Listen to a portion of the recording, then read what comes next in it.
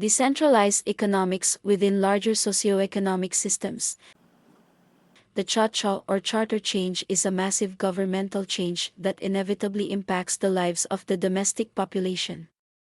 The cha-cha following the deposition of Ferdinand Marcos and the introduction of the new government under President Corazon Aquino in 1986 mark a particularly dramatic and complex period in Philippine history. After years of rule under the Marcos regime, the People Power Revolution led to a transition to establish a government that aimed to restore more democratic, or republican, principles within the Republic of the Philippines. However, the upheaval resulting from the charter change presented some significant challenges, particularly concerning economic instability and social disruption. One of the most immediate and severe consequences of this transition was the devaluation of the Philippine peso. Under the Marcos administration, the country and its economy had suffered from both internal and external disruption. These economic influences, combined with the uncertainty of a sudden governmental change, resulted in a lack of confidence in the currency. Foreign investors pulled out, and domestic markets faced an unprecedented level of financial instability. The peso lost significant value against major global currencies, eroding the purchasing power of the population and rendering savings effectively worthless for many ordinary citizens. This economic shock severely impacted businesses and households, as inflation soared, wages stagnated, and essential goods became unaffordable for much of the population. The societal disruption also extended beyond mere economic challenges. The change in governance dismantled many of the old structures associated with the Marcos regime, which had long been entrenched in various aspects of Philippine society. This dismantling created gaps in administrative efficiency and governance as the new government worked to rebuild republican institutions and establish internationally recognized legitimacy for the new government. Furthermore, the period saw heightened political tensions, with factions loyal to the former regime resisting change, while others sought swift and sweeping reforms. This led to sporadic unrest, including coup attempts against the Aquino administration, which further destabilized the fledgling government. The larger, domestic social fabric was deeply and adversely affected by the loss of economic security and the onslaught of political uncertainty. Many cities and municipalities, not to mention the larger metropolitan regions, all struggled to adapt to the rapid changes, and the gap between the aspirations for the new republic and the immediate realities of economic hardship became a source of widespread frustration. While the cha-cha or charter change ushered in a renewed hope for the new republic, it also laid bare the enduring challenges of systemic poverty, inequality, and the need for structural reforms that went beyond the political sphere. It needs to be noted that following the latest charter change in the Philippines, the effects were not felt uniformly across the country. While urban areas, particularly those heavily reliant on modern infrastructure and centralized systems, experienced significant disruption due to the devaluation of currency and the breakdown of essential services, smaller, more isolated, and rural communities were largely unaffected.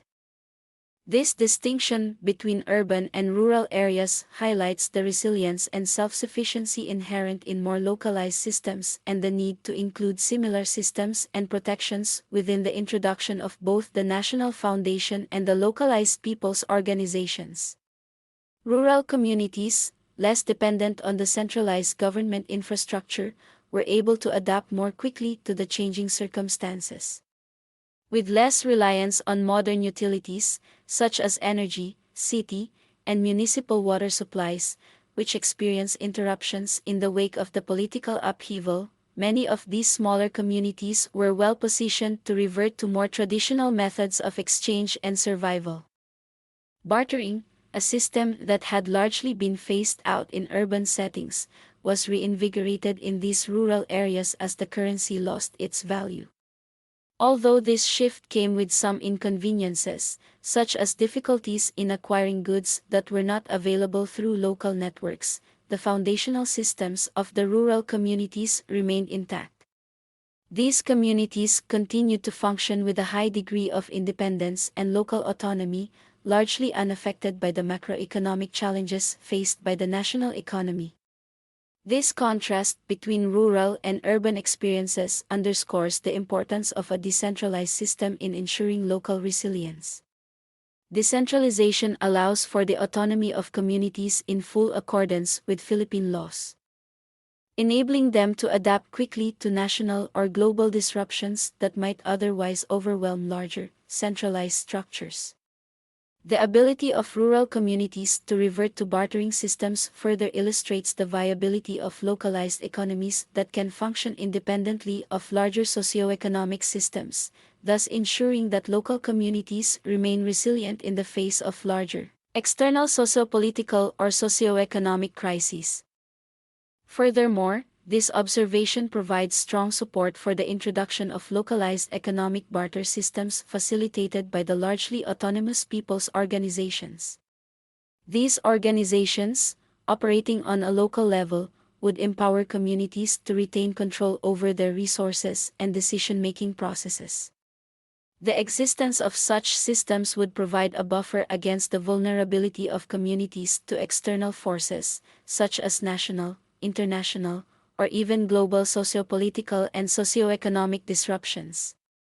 By strengthening these local networks, communities would be better able to ensure their long-term social and economic resilience, fostering an environment where they could thrive despite external challenges.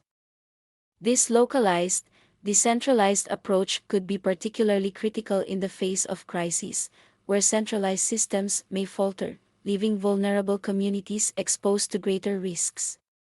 Therefore, the introduction and expansion of local barter systems and people's organizations represents not only a strategic approach to maintaining local control but also a vital step in ensuring the sustainability and resilience of communities within the broader socioeconomic framework. Local people's organizations will have the capacity to facilitate barter at the local level by establishing community cooperatives or co-ops. These co-ops would serve as centralized hubs for the local community's economic activity, where goods and services can be exchanged using a localized medium of exchange or accounting. Rather than relying solely on the national currency, these systems would use a community-specific accounting, currency, or voucher system, allowing members to trade based on mutual need and value. Such a system is not only designed to ensure more fair and equitable exchanges but also to foster a sense of cooperation and interdependence within the community. The implementation of such a system requires careful planning and management by the people's organizations to ensure that the cooperative operates smoothly and is capable of accounting for transactions in a way that is transparent and sustainable. Members would contribute to the local economy by providing goods, services, and labor, with all strictly localized exchanges being recorded through the co-op systems in place. This method of accounting would help track individual contributions and exchanges while avoiding the risks associated with relying solely on external economic factors such as inflation or currency devaluation. As these localized systems thrive, they would enhance the resilience of both the local communities, particularly in times of socioeconomic upheaval, by creating a self-sustaining economy that relies on the direct exchange of value within the community. At the same time, the integration of these now purely economic systems within the larger national socioeconomic systems would further strengthen the capacity of the Republic to be more economically resilient even in times of global socioeconomic disruption. The role of the National Foundation would be to support and facilitate the reintegration of these localized economic systems into the broader national and international socioeconomic networks. The foundation would serve as a bridge, ensuring that local economies, while remaining autonomous and resilient, could still fully participate in the larger economic system. By coordinating with national financial institutions and establishing frameworks that allow local systems to interact with national markets, The foundation would ensure that local communities are not isolated but rather integrated into the larger socioeconomic structure that allows for mutual growth and development. The National Foundation's support would also extend to providing infrastructure and technical expertise, ensuring that local barter systems are able to function efficiently and are recognized by and fully participating within larger national socioeconomic systems.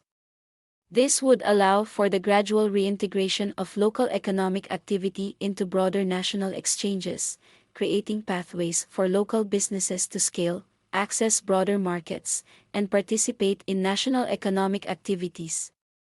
Furthermore, the National Foundation has the potential to advocate for policies that encourage additional decentralized, sustainable economic practices, ensuring that local resilience is not undermined by national policies but rather supported through complementary frameworks. This hybrid model, which integrates localized barter systems with national socioeconomic participation, can strengthen both local and national economic and financial systems by ensuring that communities are economically self-reliant while also contributing to and benefiting from larger socioeconomic networks. By supporting local systems with the cooperation and support of the National Foundation, the transition between localized autonomy and national integration can be achieved without compromising the principles of local resilience and economic independence. This approach can mitigate the vulnerability of rural and isolated communities to larger socioeconomic disruptions, ensuring long-term sustainability and fostering an inclusive economic environment. Please like, share, subscribe, and comment below.